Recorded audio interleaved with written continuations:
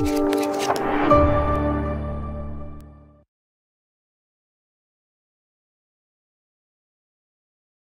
petit peu dans Business Central au niveau des analyses de vente parce que souvent, ce qu'on fait dans Business Central, c'est des tableaux d'analyse, puis c'est des analyses basées sur les comptes de grands livres. On a vu les vues d'analyse aussi. Donc, ce n'est pas cet aspect-là que je vais regarder aujourd'hui, c'est surtout au niveau des ventes pour avoir justement des analyses de vente et de coûts par client, par article, etc. Donc, on va regarder ça. Suivant. Donc, une petite introduction. On va regarder les objectifs d'aujourd'hui. Puis les deux sujets principaux vont être l'utilisation des axes analytiques puis la création de rapports d'analyse de vente. On va faire un petit retour sur les objectifs. Si vous avez des questions, gênez-vous pas de m'arrêter en passant. Bon, ben, mon nom, c'est Marie-Solange Le Brasseur. Je pense que je connais un peu tout le monde qui est là.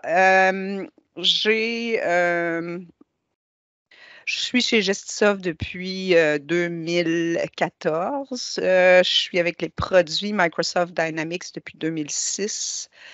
J'ai travaillé de 2006 à 2014 sur GP. Ensuite, NAV de 2014 à 2018, puis Business Central depuis 2018 avec Gestisoft. Depuis 2014 avec Gestisoft, mais on faisait du GP, mais là maintenant, on a tout switché vers Business Central. Puis on est bien content. Donc, on va regarder aujourd'hui des analyses de coûts selon des axes analytiques. Là, j'ai marqué groupe de clients, type de business, mais ce sera, on va y aller là, selon les dimensions.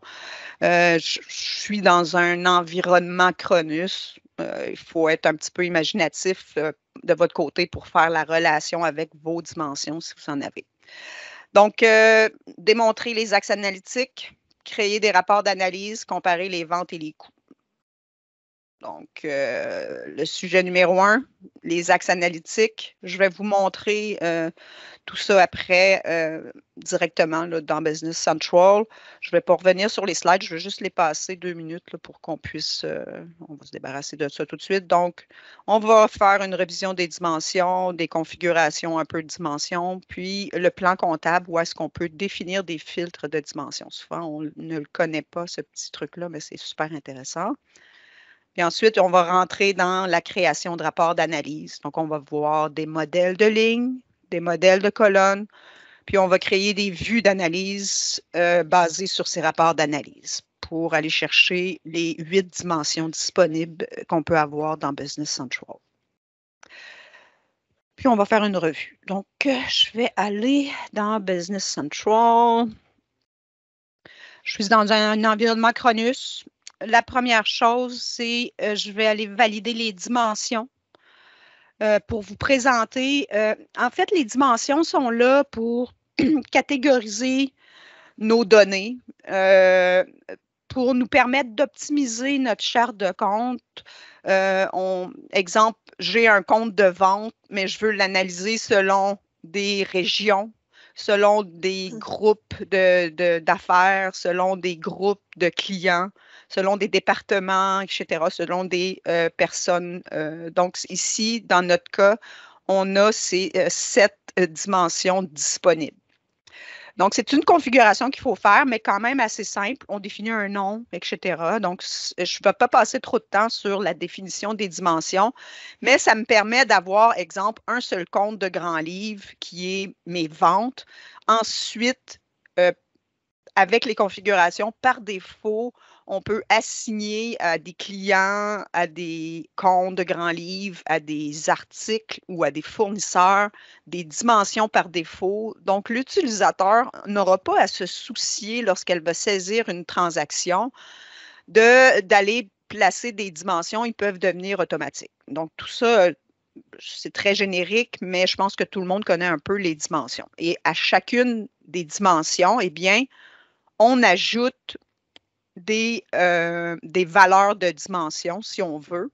Donc, ici, c'est 10, 20, 30, 40, 50, 60 qui représentent des régions dans ce cas-ci, les business groups, les dimensions ici, dans ce cas-ci, va être home, industrial et office. Donc, ça devient personnalisé à votre compagnie, les dimensions et les valeurs de dimension qu'on va vouloir analyser. Donc, il y a quand même une analyse de votre côté qui doit être faite pour dire, OK, comment je veux voir mes données et quelles sont les informations qu'on va assigner par défaut à nos clients, nos articles et nos fournisseurs, nos comptes de grands livres. Donc, on assigne les dimensions à des masters. Donc, c'est tout ce que je veux voir au niveau des dimensions. Ce n'est pas là le but mais si vous avez des questions plus loin, donc on pourra peut-être revenir sur les dimensions. Maintenant, ce que je veux vous présenter, c'est que, bon, je vais présenter le plan comptable. Et ces dimensions-là, bien, on peut venir filtrer notre page de plan comptable et avoir nos valeurs selon un filtre. Donc, on va regarder la colonne variation nette. Puis, on va toujours avoir le solde à ce jour. Le compte qui m'intéresse, donc on peut filtrer, donc ça, vous connaissez ça, donc je peux filtrer les comptes que je veux afficher. Puis le plan comptable va toujours demeurer mon point de départ. Oups, c'est une erreur, un petit point qui manque. Mon point de départ pour me balancer sur mes tableaux d'analyse que je vais faire. Le compte qui m'intéresse, ce sera le 44 100 qui possède tous mes données. Donc, on sait que lorsque je filtre ici et que je clique sur le montant de variation nette, il va m'amener toutes les transactions les transactions qui font partie de ce montant-là total. Donc, si j'envoyais ça dans Excel, je faisais une somme de total, j'arriverais au même montant que je vois ici. Tout à l'heure, les dimensions, il y a une chose que je n'ai pas spécifiée, juste pour vous présenter que lorsque je vais créer mes clients, je vais assigner des dimensions par défaut. Donc, c'est là, lorsqu'on va sélectionner, lorsqu'on va créer un nouveau document de vente, il va venir chercher les valeurs par défaut.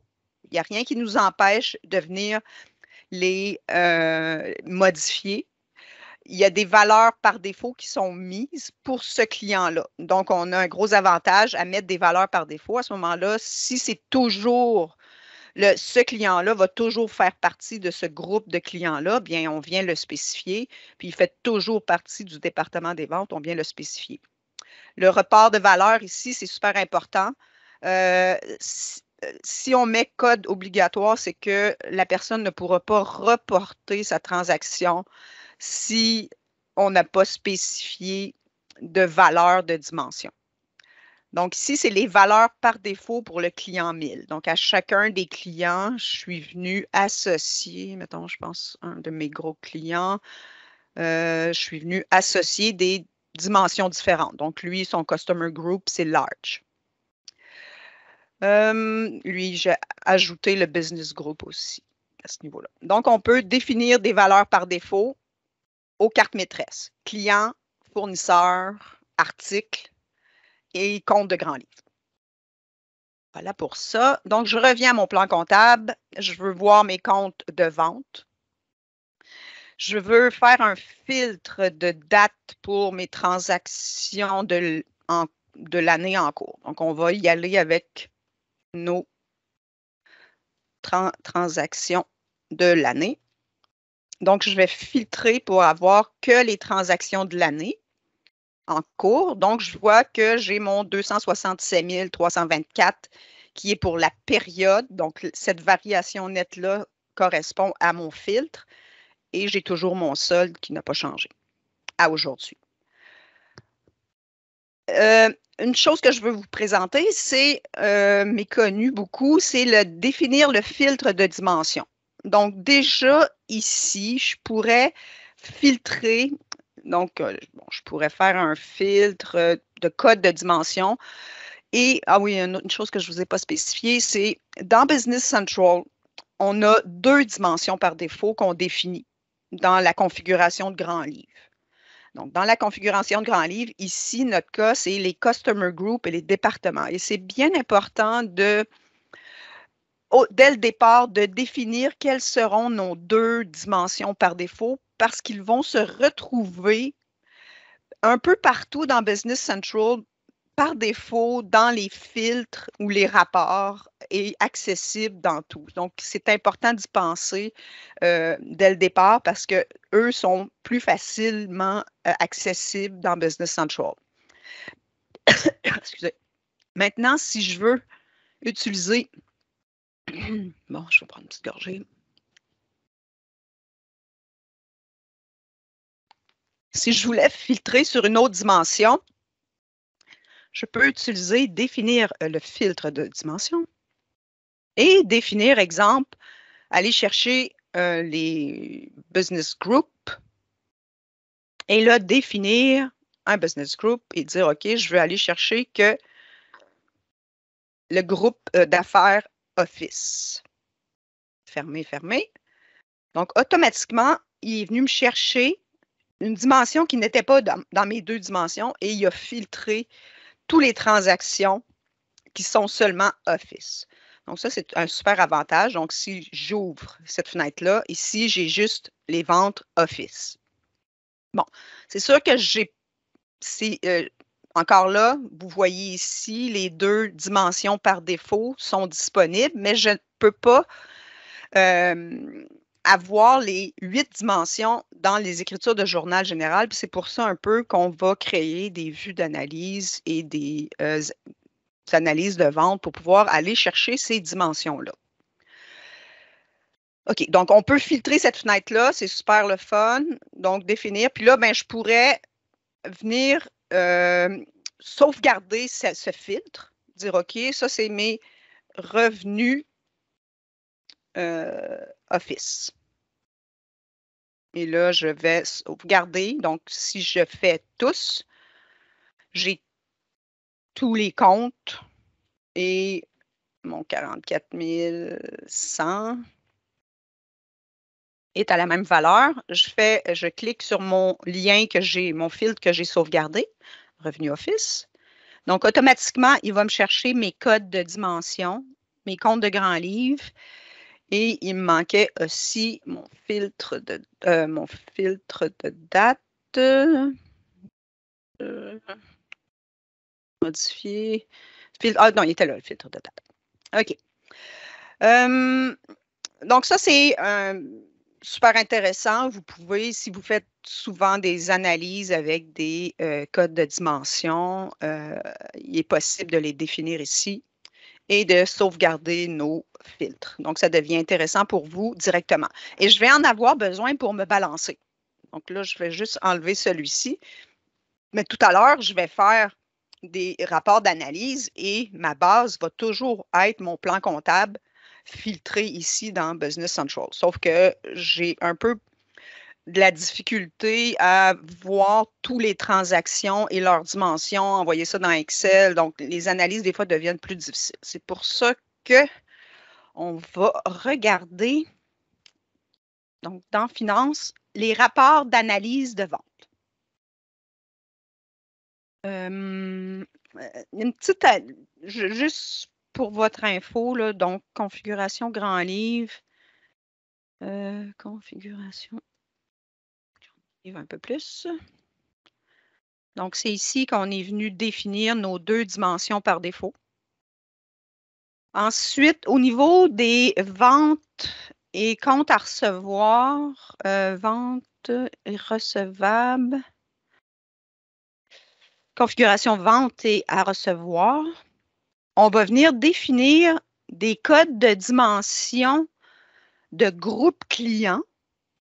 Donc, lorsqu'on va créer nos analyses de vente, on peut utiliser des groupes clients. Il faut associer une dimension Customer Group au groupe client, puis une code de dimension pour les représentants. Donc, automatiquement, ça va venir nous aider dans nos analyses. Donc, on va y aller dans ces fameuses analyses. Finance, rapport d'analyse. Donc, on peut passer par ici. S'il n'est pas accessible, rapport d'analyse. Donc, rapport d'analyse d'achat, de vente et d'inventaire. Le prochain webinaire sera sur les rapports d'inventaire. Aujourd'hui, on fait les rapports de vente, puis il y a aussi les tableaux d'analyse qui sont sur les comptes de grands livres. Bon, c'est la fenêtre pour les rapports d'analyse. On doit créer un nouveau ou aujourd'hui, je vais modifier ceux existants. Donc, je vais modifier. Donc, directement ici, on est capable d'afficher déjà la matrice, mais je vais vous présenter comment créer des rapports d'analyse. C'est composé, non, je vais revenir ici, c'est composé de lignes et de colonnes. Donc, les lignes, on comprend que ça va être les lignes de mon rapport, puis les colonnes de mon rapport. Donc, c'est assez simple, mais c'est un jumelage des deux, la même chose que les tableaux d'analyse. Donc, je vais modifier mon tableau d'analyse. Pour aller dans la ligne, je vais venir, donc j'ai simplement cliqué sur les 3 petits points. Il m'a amené dans les modèles de lignes d'analyse de vente. Donc, on peut se créer déjà des modèles et lors de l'exécution, on pourrait le changer directement puis aller chercher un Customer Group. Bon, c'est très permissif. C'est la même chose que les tableaux d'analyse. Je vais vous montrer comment créer des lignes. Donc, on clique sur Ligne. La première colonne, ben, c'est le numéro de rangée. Donc, c'est la même chose que les tableaux d'analyse. Donc, on doit spécifier un numéro de rangée distinct sur chacune des lignes. Ensuite, on va donner le nom qu'on veut qu'il apparaisse, le type. Le type, bien, ça pourrait être un article, un groupe d'articles. Donc, il faut avoir défini les groupes d'articles. Un client, les groupes de clients. Donc, quand je parlais tout à l'heure de groupes de clients, si je n'ai pas spécifié dans les comptes à recevoir, bien, on ne pourra pas le sélectionner. Et des vendeurs ou acheteurs et des formules. Donc, c'est un peu tout ce qu'on peut utiliser comme type. Donc, c'est sûr que type et intervalle vont ensemble. Si je choisis client, je dois choisir un numéro de client. Si je choisis article, je dois choisir un numéro d'article. Et ainsi de suite. Un groupe de clients, je dois choisir un groupe de clients. Ensuite, j'ai la possibilité de ce pas, toujours mes 2 dimensions globales par défaut de Business Central, ils sont disponibles. Donc, je pourrais venir ici et déjà spécifier, je veux le département de vente pour cette ligne-là et créer 3 lignes. Il y a la possibilité des fonctions d'insérer automatiquement des lignes. Donc, pour celui-ci, ce que j'ai fait, c'est que j'ai fait insérer des clients. J'ai sélectionné mes clients. J'ai dit OK. Puis, il m'a créé mes 5 lignes. Donc, je vais juste les enlever. Donc, la gestion se fait assez bien. Donc, j'ai inséré mes 5 clients et j'ai créé pour la dernière ligne. Donc, j'aurais pu l'appeler total, puis j'aurais pu lui donner un numéro. Et ceci est une formule. Je lui dis, et les formules vont toujours utiliser le numéro de rangée. Donc, j'aurais pu faire 10 000 plus 20 000, etc. Mais on peut aussi créer des ranges. Je veux avoir, et c'est aussi simple que ça. Okay? Créer des lignes d'analyse, c'est aussi simple que ça. Ensuite, donc, à mon rapport d'analyse Customer, le numéro 1, j'ai assigné les lignes Customer All et les colonnes maintenant. Donc, qu'est-ce que c'est les colonnes? Donc, on va regarder une colonne. Donc, on clique sur la colonne, on clique sur le petit bouton. Ici, on va pouvoir spécifier un numéro de colonne, un en-tête de colonne. Et ensuite, est-ce qu'on veut baser sur les factures, les déjà facturées, donc les reportées, ou pas sur les reportées? Donc, on pourrait avoir des prévisions aussi. Le type de colonne. Le type de colonne, c'est intéressant. Donc, ça peut être une formule, donc créer des sommes, donc créer des formules mathématiques, arithmétiques, surtout plus, moins, modulus, des choses comme ça, pourcentage. Ensuite, on pourrait avoir le solde de période. Donc, lorsqu'on sélectionne le solde de période, ça va dépendre du range de date qu'on a lorsqu'on exécute notre rapport. Donc, ce sera, exemple, l'année en cours, souvent, ou on va avoir un rapport par mois. Donc, le solde haut, lui, c'est du début jusqu'à aujourd'hui. Donc, on veut avoir du début jusqu'à aujourd'hui. On a le solde d'ouverture. Est-ce que j'ai modifié mon... Je pense pas. OK. Donc, c'est le solde. On pourrait avoir un solde d'ouverture, un cumul d'exercices annuels à ce jour, donc c'est-à-dire du début jusqu'à ce jour.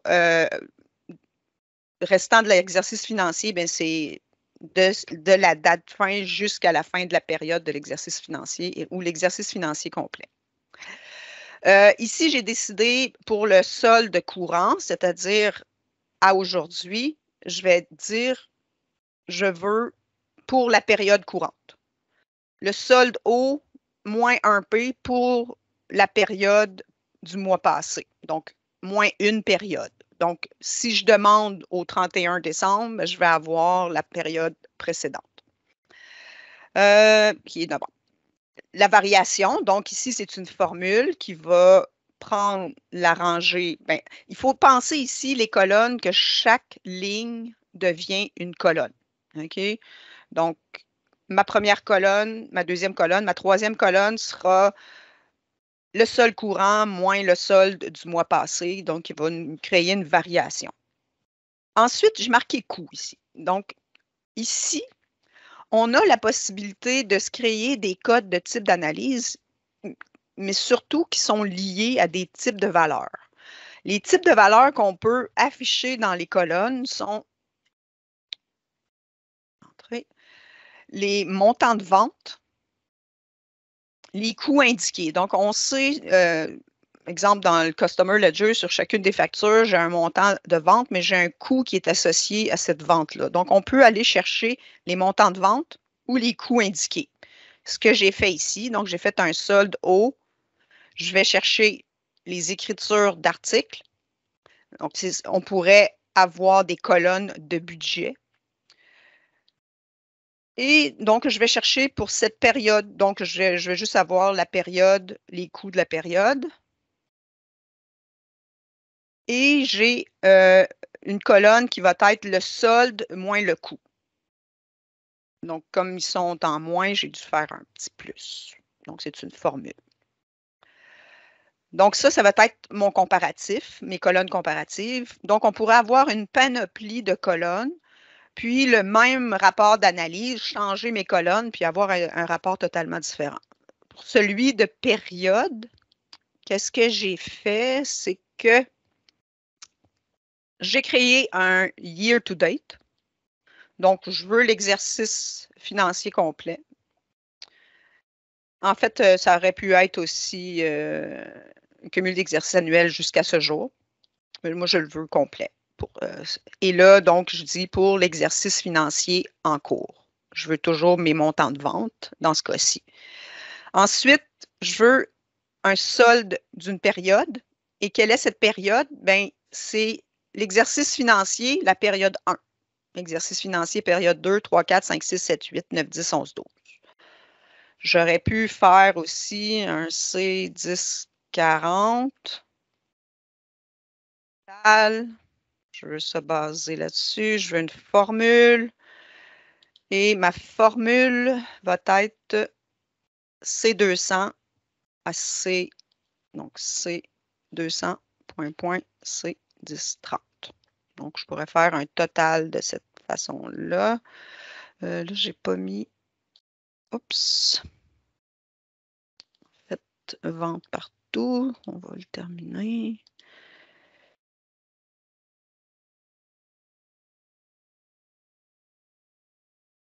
OK, donc je veux pas avoir le total. Je vais supprimer la ligne, donc on peut supprimer des lignes, etc. Donc, ça ressemble beaucoup, beaucoup à des tableaux d'analyse. Comment on définit la distinction principale, je pense. Qu'est-ce que j'ai modifié? Je ne sais pas trop. Donc, c'est qu'est-ce que je peux voir? Je pourrais voir des quantités, des montants de vente, des coûts indiqués. Et à quoi ça correspond? C'est au niveau du Customer Ledger Entry. C'est en français, donc, il l'a trouvé. Écriture client. Les soldes ouverts. Naviguer. Écriture. Rechercher des écritures. On a l'information dans les value and trace. Attendez. Chercher les écritures. Ils sont un peu loin, les value and trace. Attendez un instant. En français, les value and trace. On va l'essayer en anglais. Les écritures va. Ah, il était là.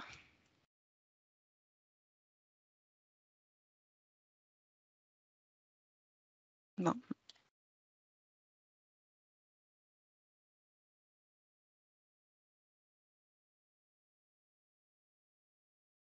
Ah, l'anglais, le français. Écriture valeur.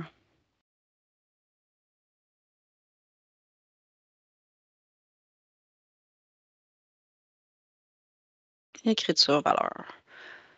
Donc, pour chaque transaction, il y a une entrée qui est faite et on a le coût associé à chacune, le montant, le coût indiqué réel.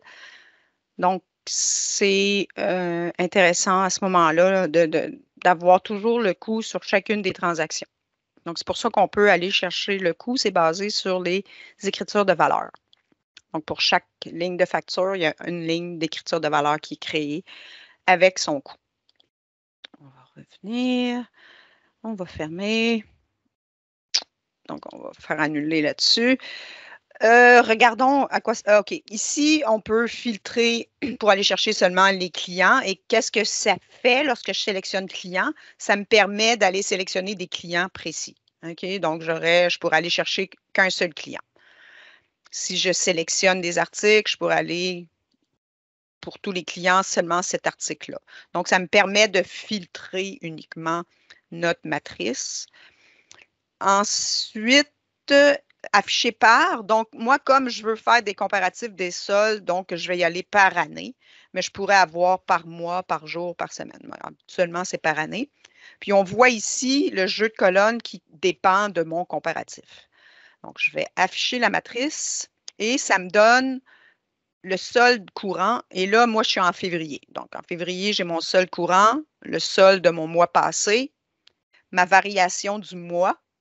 Et là, on voit chacun de nos clients et j'ai fait un total. Donc, allons voir dans le plan comptable. Donc, 88 165. Oups.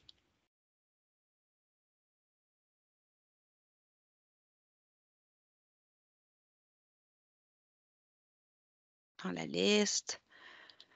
Je peux faire ça. Donc, je vais modifier. Filtre de dimension.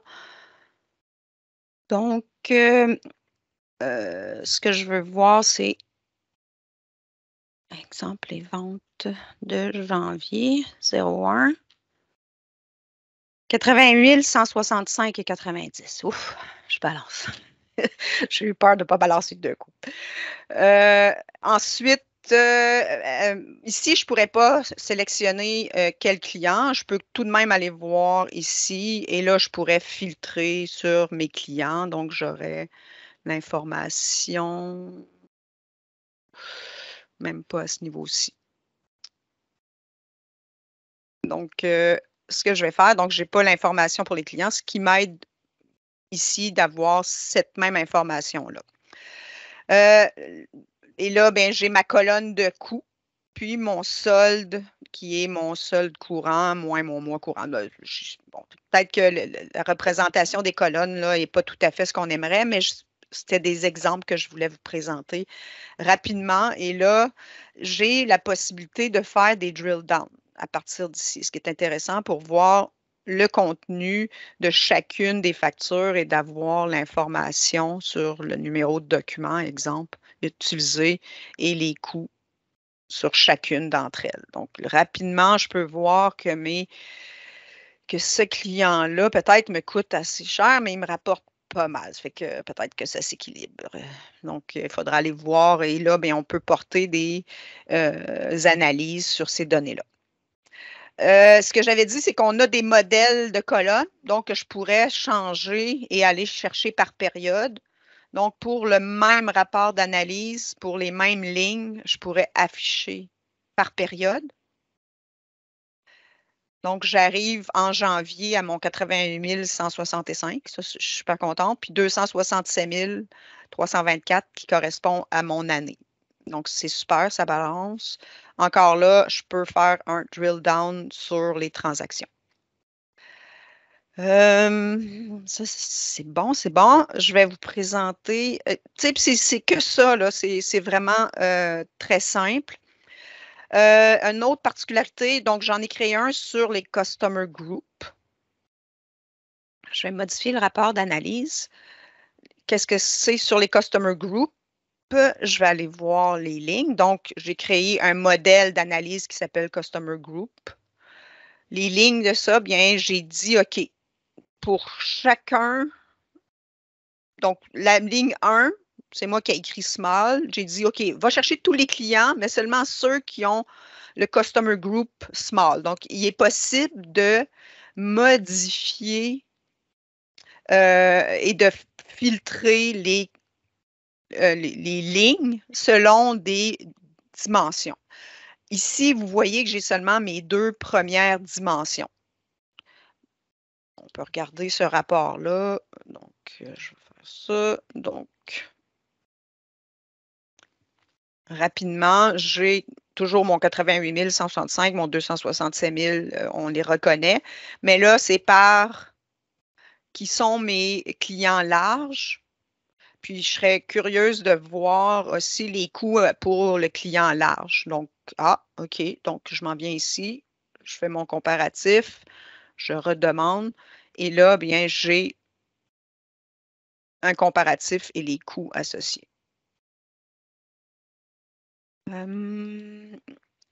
Ensuite, c'est pas tout à fait optimal celui-ci. Ce que je préfère, c'est peut-être le business group. OK.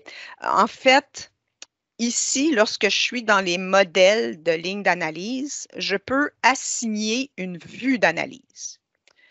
Et les vues d'analyse, mais ça me permet d'aller chercher les autres dimensions autres que mes 2 dimensions globales. Donc, si je viens modifier la liste, venir voir qu'est-ce que c'est que Business Group, mais j'ai défini une vue d'analyse de vente, puis malheureusement, on ne peut pas ajouter à partir d'ici. Le seul endroit qu'on peut ajouter des vues d'analyse, de s'y rendre par le menu ici, puis aller dans Vue d'analyse de vente. Maintenant, j'ai un nouveau. Donc, et puis, je peux les modifier. Donc, c'est vraiment à partir d'ici qu'on va venir les créer. Ensuite, bon, ben, je pourrais peut-être retourner dans Vue d'analyse pour vous montrer comment les créer. Donc, Vue d'analyse de vente. Je vais gérer, modifier. Donc, ce que j'ai fait, c'est que je suis venue définir. Donc, on pourrait avoir des filtres d'articles, des filtres d'emplacement, en plus d'ajouter une couche avec les dimensions. Ici, bien, j'ai défini la dimension Business Group et j'ai inclus les budgets. Dans les vues d'analyse, ce qui est important, c'est avant de l'utiliser, on doit venir les mettre à jour. Ce qui est un petit peu désagréable. Ce que je suggère, c'est de ne pas activer la mise à jour au report tant et aussi longtemps qu'on n'a pas terminé de bâtir nos rapports d'analyse. Puis quand ils sont bâtis, ils sont approuvés, mais à ce moment-là, je viens activer la mise à jour du report. C'est-à-dire, qu'est-ce que ça fait? C'est que ça vient cocher ça ici, puis je ne peux pas le décocher, il faut que je le désactive ici. Mais lorsqu'il est activé, c'est qu'à chaque fois que je vais reporter une transaction, il va venir mettre à jour la vue d'analyse. Puis ça, c'est super important pour les analystes d'avoir une vue toujours mise à jour. OK? Donc, c'est un automatisme qu'on vient mettre dans le temps. Je vais le désactiver. Donc là, je l'ai mis à jour. Ça peut se faire manuellement. Au niveau des, je peux montrer les salesperson, gérer, modifier. Au niveau des salesperson, j'ai mis salesperson puis customer group ensemble. Puis j'ai inclus les budgets aussi. Donc, on pourrait les partir aussi seulement au 1er janvier 2022. Ça pourrait être quelque chose qui pourrait être mis une date de début. J'en mets pas. Je vais le mettre à jour, mais il part du début des temps jusqu'à aujourd'hui. Donc, qu'est-ce que ça fait? Lorsque j'utilise une vue d'analyse, ça me permet ici, vous voyez que mes colonnes ont changé. Maintenant, ce n'est plus mes 2 dimensions par défaut. Je peux venir maintenant spécifier quels sont mes business groups par ligne. Donc, c'est sûr et certain qu'il faut que je définisse tous les clients, mais seulement ceux qui ont home. Seulement ceux qui ont. Et là, je fais un total. Et là, j'ai fait un NA parce que dans ma base de données, ce n'est pas une dimension obligatoire, puis j'en retrouve qui n'en ont pas. Ça fait que j'ai défini une ligne qui aurait NA. Donc, si je regarde cette vue d'analyse, donc ça, c'est mon modèle de ligne par année. Si j'affiche la matrice, donc j'ai mon Home Office Industrial NA, puis mon total. J'ai toujours mon 88 165 pour mon mois de janvier, pour mon mois de février, c'est-à-dire. Et mon mois passé, mon solde courant, puis bon, encore la même chose. Et là, je peux facilement venir voir ce rapport par période. Donc, c'est la même chose. J'ai mon 88 000, super. Donc, j'ai mon analyse qui est faite. J'ai toujours mon drill down. Bon, pourquoi eux? Donc, et on voit ici le filtre des écritures. Et là, donc, on voit bien que ce sont des écritures de vue d'analyse. Et pour votre information, je suis en train de travailler sur un OData qui va venir lire des vues d'analyse parce qu'ils vont être dynamiques selon 2 dates de rapport pour pouvoir avoir des beginning balance et des transactions de l'année, puis le solde de fin. Donc, il vient chercher nos valeurs et là, on peut faire nos analyses. Pourquoi je n'ai pas de business group sur cette valeur-là? Donc, on peut entrer dans cette vente, je pense. Sur le montant, vient m'indiquer quelle est la facture qui serait peut-être erronée parce qu'on n'en veut pas.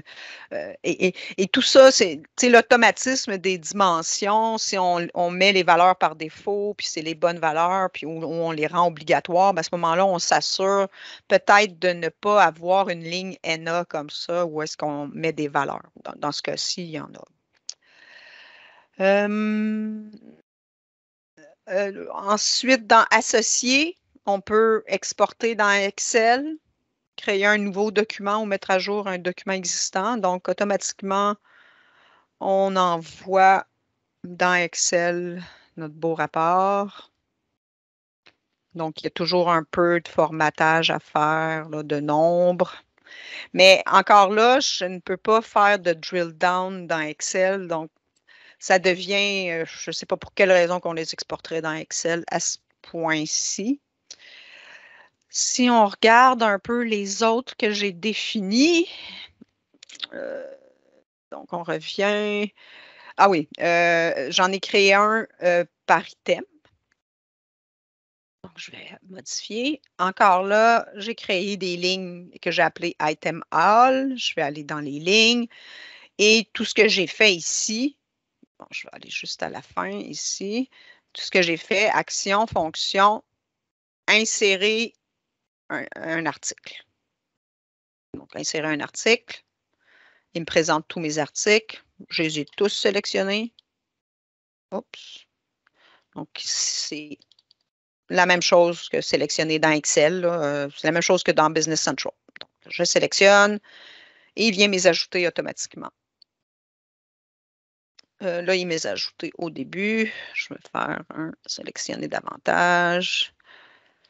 Donc, je vais sélectionner range, gérer, supprimer. Ce que j'ai fait, c'est que il y a la possibilité de toutes les sélectionner. Ça, c'est ce que j'avais avant et de renuméroter les lignes automatiquement. Donc, je lui dis de commencer à 1000. C'est OK. Donc, il est venu renuméroter mes colonnes et il est venu changer mes formules. C'est assez fin. Donc, je vais fermer ceci. Je vais donc utiliser, donc automatiquement afficher, donc par article, par période. Mon 88 165, mon 265 000, donc ces deux chiffres-là, je commence à les connaître par cœur. OK, donc c'est encore là, on peut faire le comparatif. Ensuite, je voulais vous présenter, il faut que je trouve lequel, les lignes. Celui-ci, c'était le business, c'est pas lui que je veux présenter. Le salesperson, je pense.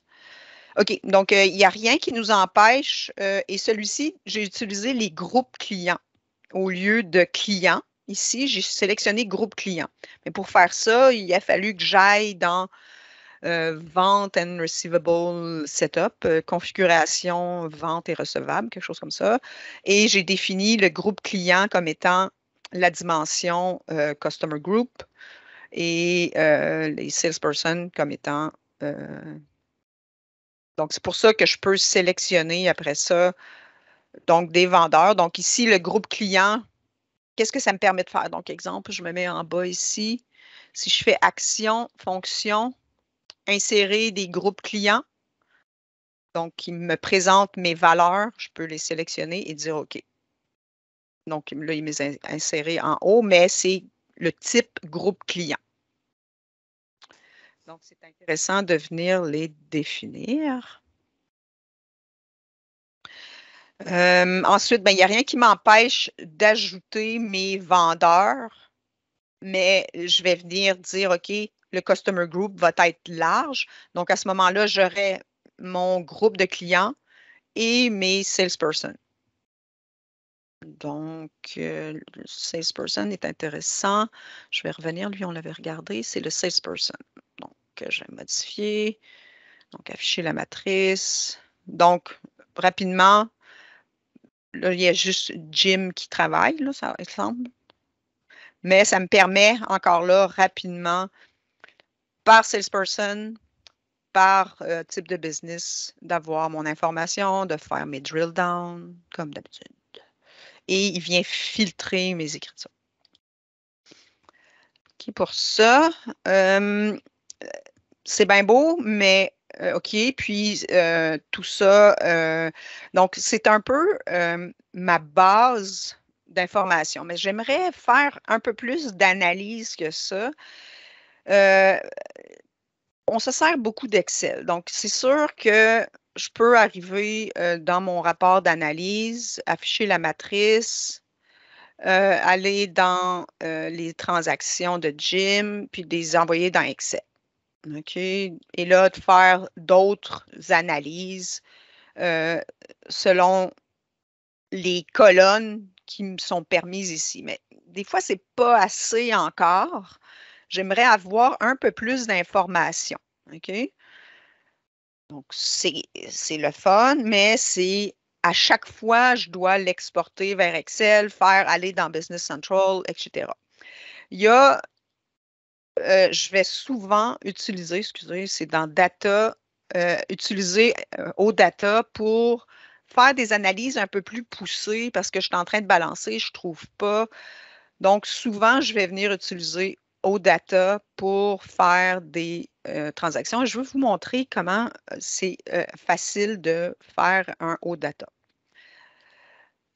Donc, c'est basé sur les web services. Les web services, les services web, dans Business Central, sont définis selon des pages et des requêtes. Les pages, ce sont les pages de Business Central. Et les requêtes, ce sont les requêtes de Business Central aussi. Cependant, on peut créer des pages, créer des requêtes et personnaliser des requêtes. Donc, la requête va chercher une vue d'analyse, demande les dates début, va chercher des dates fin, créer les soldes, me génère. Donc, ça peut être basé sur une requête qui, elle, exécute des choses pour aller chercher un solde de départ, par exemple. Et c'est là-dessus que je suis en train de plancher. Mais cependant, il en existe beaucoup, puis c'est facile d'en ajouter aussi. Donc, on peut créer un ensemble de données hyper rapidement, créer un nouvel ensemble, et c'est ici qu'on pourrait en modifier un ou en copier un. Donc, créer, suivant. Donc, ça crée un web service. Vous avez des pages et des requêtes. Donc, si vous ouvrez ici, donc si la page que j'exécute tantôt n'était pas. Donc, vous pouvez sélectionner General Ledger Entry. Puis, il n'y a rien qui vous empêche, et là, de lui donner un nom. Je pourrais dire GL dans mes comptes de revenus, exemple. Donc, suivant. Et là, elle me propose les champs disponibles. Non, je veux pas ça. Je veux ça. Je veux le montant. Si vous avez de l'additional currency, je veux pas ça. Le source type, source no. Donc, l'external no, puis mes dimensions. Pourquoi je prends la page? Parce que les dimensions sont disponibles déjà. Et là, je pourrais filtrer sur compte de revenus. Je dis OK et je publie. Donc, aussi facilement que ça, je viens de publier une page de Business Central. Si je fais recharger, j'ouvre le code d'objet. Donc, je viens de créer mon GL revenu. Lorsqu'on va dans OData, on prend le lien URL OData. Ça me prend ce lien-là. Et ce que je vous demande, c'est de ne pas copier la fin de la string, la fin de la chaîne, juste le début. Donc, j'ai juste besoin de faire ça. Donc, tout ce que j'ai fait, c'est que j'ai cliqué sur n'importe quel lien. Ensuite, je vais aller dans Excel. Je vais venir mettre le URL que je viens de copier. Donc, c'est toujours la même chose. Ceci, c'est votre tenant, votre numéro de tenant, et ça, c'est la compagnie. Donc, qu'est-ce que ça me permet? Donc, vous allez arriver à une fenêtre de connexion. Vous devez vous connecter avec votre compte organisationnel. Donc, je vais faire un sign-in. Ça va me prendre mon password. Donc, je sais que c'est lui.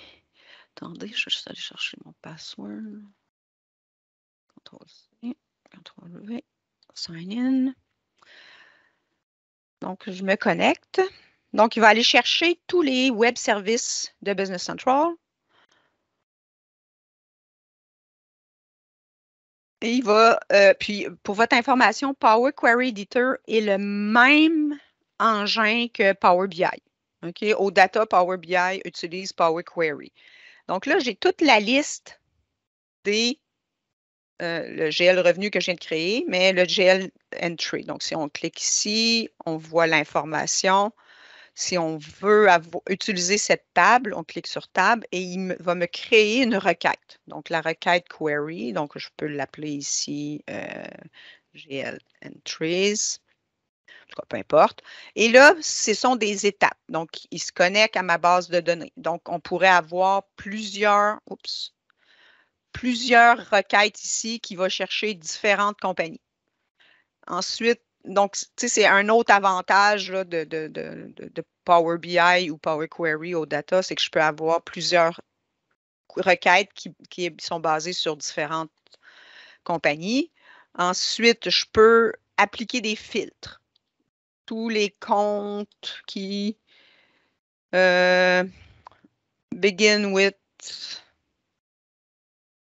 Donc, je pourrais filtrer ma requête.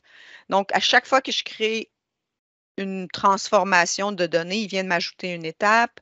Ensuite, je pourrais choisir les colonnes. Je veux réduire le nombre de colonnes. Donc, je veux le posting date, document, ça. La description peut être intéressante, le montant. Ensuite, allons-y avec l'external document, puis mes dimensions. Les fameuses dimensions, je vais utiliser les globales, oui. C'est OK là-dessus. Donc, il m'a fait une autre étape. Il a généré. Et ici, peut-être que je voudrais différent des paiements. Donc, on voit le document type différents de paiements. Donc, il vient créer et je peux faire beaucoup plus. Je peux ajouter des colonnes, faire des calculs, je peux transformer, je peux regrouper déjà ici. Mais disons que je suis satisfaite de ma requête, puis je peux faire des liens avec d'autres tables. Donc, tu sais, si on peut, des merge queries, donc on peut passer une journée à vous montrer comment ça fonctionne. Un coup que j'ai ma requête, bien là, il va charger les données dans Business Central, dans le chiffrier Excel. Et cette table-là est dynamique, c'est-à-dire que quand je vais faire un refresh all, je n'ai pas besoin de tout refaire la panoplie. Il va se rafraîchir selon les données dans Business Central. Si quelqu'un ajoute une transaction, je fais un refresh, il va venir se connecter et aller chercher la donnée. Il y a des paramètres qui disent sur l'ouverture, fais un refresh. Donc, à chaque fois que je vais ouvrir mon chiffrier, il va aller faire un refresh. Ça, c'est intéressant. Mais là, tout de suite, je pourrais faire un summarize. Donc, je dois me positionner dans le tableau. Je fais un summarize with pivot table. Donc, il me donne le GL entry, le nom que je lui ai donné. Là, il est tout croche, mais c'est pas grave. Et je l'ajoute dans le data model pour pouvoir y retourner. Puis, je crée une nouvelle feuille. Donc, le nouveau worksheet, ça va être un pivot table. Donc là, je ne vous apprends rien. J'imagine que ben, des gens déjà savent comment utiliser des pivots, mais c'est de créer des rangées, des rows. J'aime bien les rendre en tableau, mode tableau. Là. Donc, c'est plus. Et là, mettons que je mettrais mon document type, mon document no pour avoir mon détail. Encore là, je vais faire un field settings. Document no, field settings. Donc, ça. Ensuite, je veux un montant. Peut-être l'external document number est super important pour vous. Donc, je fais ça comme ça. Ensuite, je pourrais filtrer sur des dimensions. Il vient m'ajouter mes dimensions en étant des filtres. Et je voudrais avoir des colonnes sur le posting date. Donc, je ne veux pas les quarts et je ne veux pas les dates. Je veux juste les années et les mois. Donc, qu'est-ce que ça a fait? C'est que ça m'a ajouté mes années et mes mois et les valeurs pour... attendez, donc je vais... donc, j'ai toujours mon 88 000. Ça, c'est super intéressant. Donc, je peux facilement, de cette façon-là, faire un collapse si on veut. Donc, ici, je pourrais fermer tout ça, fermer les factures et voir qu'il y a deux comptes qui ont des transactions en 2022. J'ai mon solde de départ, j'ai mes mois. Oups. Donc, rapidement, j'ai créé un rapport et je viens valider mes valeurs. Mais ce qui est intéressant, c'est que je peux ouvrir et là, aller voir l'information, quelle est ce qui compose peut-être plus facilement. Je peux aller chercher d'autres champs, mais rapidement, j'ai créé là, une analyse. Et là, ben, je pourrais venir chercher que mes clients, mes groupes de clients qui ont la définition large. Donc, ça fait le tour rapidement. J'ai exposé là, un peu là, comment je m'en sors pour analyser les ventes et ensuite peut-être balancer mes comptes de grands livres et trouver mes distinctions par mes interrogations au niveau des analyses de vente. Ça fait le tour. Donc, si je reviens à la présentation. Donc, on a fait une revue sur les dimensions, on a exécuté des rapports d'analyse, puis on a utilisé des modèles de colonnes différentes.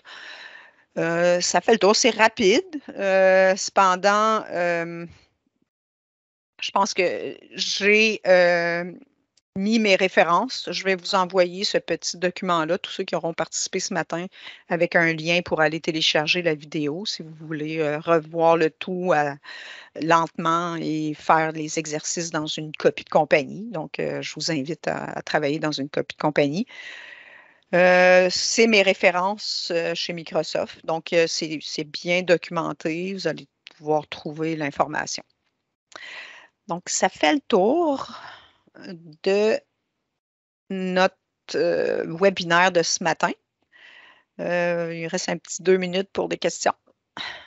Est-ce que vous avez des questions? Oui, Michel? Oui, bonjour. Là, je me demandais ce que vous nous montrez avec les data, tout ça. Là, est-ce qu'on peut faire à peu près la même chose dans Power BI pour nous afficher? Parce Exactement. que c'est ça, Exactement. là, je vois comment que l'outil travaille dans BC. Je me dis, on peut dériver down. Donc, avec Power BI, on peut faire à peu près la même chose, là. Exact, exact. Puis le Power Query que j'ai montré en dessous, en fait, ce que je voulais présenter, c'est que dans Business Central, il y a les web services. Euh, on fait à peu près tout. Déjà, toutes les pages de Business Central sont disponibles ou à peu près pour créer des web services. Donc, cette information-là devient disponible dans Power BI, dans OData. Puis, c'est le même engin, là. Power Query, c'est le même engin en dessous qu'on peut faire des requêtes dans toutes les compagnies différentes, de comparer, puis d'aller chercher l'information beaucoup plus facilement, de lier les tables beaucoup plus facilement, ce qu'on ne peut pas faire dans des analyses de Business Central. Donc, tu sais, je dirais, les analyses de vente vont me permettre de créer mes totaux, de valider mes rapports Power BI puis OData par la suite.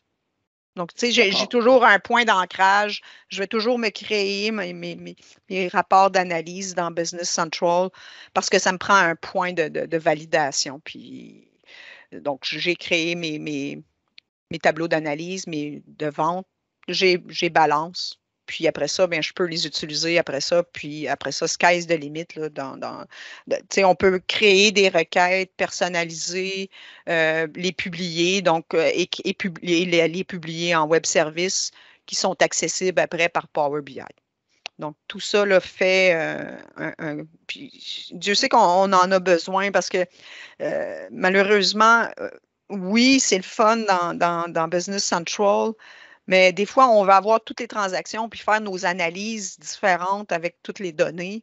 Euh, il y a un gros avantage là, pour les analyses là, d'utiliser Power BI, puis qui est beaucoup plus flexible et beaucoup plus facile. D'accord. Non, ça, l'essence de ma question, c'est que je me demandais finalement, est-ce que c'était pas redondant à faire les tableaux d'analyse si on pouvait le faire dans Excel et dans Power BI, mais là, avec ce que vous nous dites, c'est complémentaire. Exact, c'est complémentaire. Puis c'est disponible, là. On a quand même les matrices d'analyse qui sont super intéressantes, là, où est-ce que on peut créer et d'avoir les ventes, les coûts rapidement dans Business Central. C'est quand même intéressant. Puis on peut les personnaliser, les mettre dans la page d'accueil. Donc, il y a quand même plein d'avantages. Puis, vous pouvez pousser là, le rapport d'analyse de vente quand même pour aller chercher beaucoup d'informations, avoir deux, trois dimensions que vous euh, filtrez les données. Donc, ça devient intéressant aussi, là, parce que tu as le drill down jusqu'à la transaction quand même qui se fait à cet endroit-là. D'accord. Mais la beauté n'est pas là. Tandis qu'un Power BI, où est-ce que là, on va avoir des graphiques, c'est un engin là, qui est beaucoup plus puissant au niveau reporting et analyse. Là, que je pense que, mais, somme toute, moi, que je vais bâtir un rapport d'analyse dans Power BI, je vais venir me balancer avec un rapport d'analyse de vente pour le même genre d'informations. J'ai créé une vue D'accord. d'analyse, aller chercher les vues d'analyse qui me permettent d'avoir les 8 dimensions disponibles, 4 à la fois, là. Mais c'est quand même puissant là, pour des rapports d'analyse dans Business Central. Est-ce qu'il D'accord, y a merci. d'autres questions? Puis je vais vous faire parvenir, là, comme je disais, le petit document. Puis dans le petit document, ben, vous avez un peu écrit en plus petit là, les éléments à rechercher là, dans votre Business Central. Ça va aller? Est-ce que ça répond Oui. un peu à des questions ou vous allez y penser puis me revenir puis me dire ah, hey, vous allez m'aider à faire un petit rapport d'analyse? J'attends vos appels. C'est bon? Oui, Je vais vous souhaiter une bonne fin de journée puis merci. je vous remercie beaucoup d'avoir été à ce webinaire. Merci, Merci bye. beaucoup. Merci, bye bye. Bye bye.